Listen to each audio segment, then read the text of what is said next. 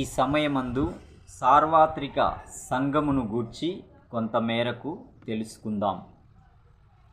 బైబిల్లో సంఘం అని అనువదించిన గ్రీకు పదానికి క్రీస్తు యేసు సువార్తను నమ్మేవారి సమావేశం అని అర్థం. వీరు దేవుని ఉద్దేశాన్ని తెలుసుకున్నవారు. వీరు లోకంలో దేవుని చిత్తాన్ని నెరవేర్చడానికి ఏర్పరచబడిన వారు. సంఘానికి శిరస్సు ప్రభువైన యేసు. ఎఫెసీయులకు రాసిన పత్రిక 1వ అధ్యాయం 22వ వచనం, కొలస్సీ 1వ అధ్యాయం 18వ వచనం. గ్రీకు పదమైన కేరియోస్ ప్రభువు అనే అర్థాన్నిస్తుంది.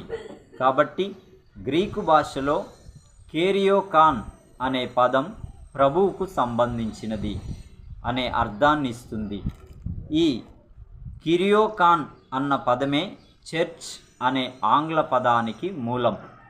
క్రొత్త నిబంధనలో సంఘాన్ని అనేక రీతుల్లో వర్ణించారు. మత్తయి సువార్త ప్రకారం సంఘం అంటే దేవునికి విధేయులైన ప్రజలు. రోమా పత్రికలో, గలతీ పత్రికలో పౌలు సంఘం అంటే దేవుని నూతన ప్రజ అని, యూదు లేఖనాల్లోని పాత నిబంధన మోషే ధర్మశాస్త్రాన్ని ఆచరించడానికి ఏర్పరచుకొనబడిన వారు కాదని పౌలు వాదన. సంఘాన్ని పౌలు క్రీస్తు శరీరం అని కూడా ప్రస్తావించాడు.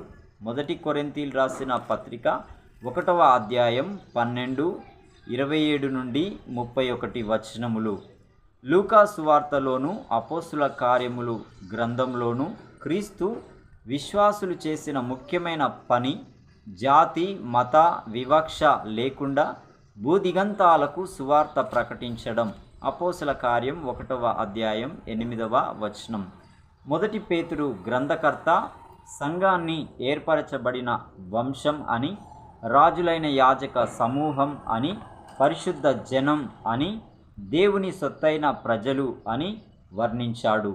నిర్గమాకాండం 19వ అధ్యాయం 5, 6, 1 పేతురు 2వ అధ్యాయం 9 వచనం కూడా చూడండి.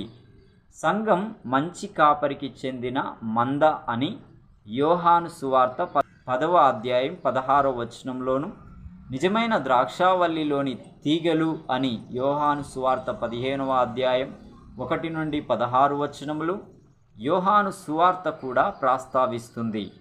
మొదటి అపోస్తుల తరం గడిచాక సంఘం ఒక క్రమమైన వ్యవస్థగా రూపొందింది. సంఘ నాయకుల బాధ్యతలను, సంఘ పెద్దల ప్రవర్తన నియమావళిని నిర్వచించారు. సంఘం వర్ణన ఎఫెసీ పత్రికలోను, 1-2 తిమోతి పత్రికల్లోను, తీతు పత్రికల్లోను, 2వ శతాబ్దానికి చెందిన తండ్రులైన అపోస్తుల రచనల్లోనూ ప్రతిబింబిస్తుంది. గ్రీకు భాషలో ఎపిస్కోపై బిషప్పు అని పిలిచిన సంఘ నాయకులకు ఈ కాలంలోనే సంఘ పర్యవేక్షణ బాధ్యతను పై విచారణ చేయడం అప్పగించారు.